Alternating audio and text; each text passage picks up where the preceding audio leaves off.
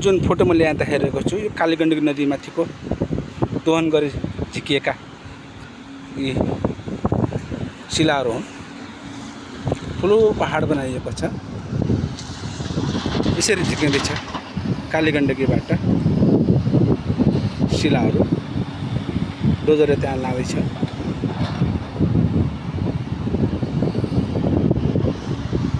पालिकाको अनुमतिमा, पालिकाले लगाएको ठेक्कामा यसरी नदी दोहन भएको ठुलो यहाँ राशि थियो ढुङ्गाहरूका शिलाहरूका। यसरी कति गहिरो खन्दैछ, झन्डै 5 मिटरभन्दा तल गहिरो खर्सिँदैछ। मापदण्ड के हो त्यो थाहा छैन।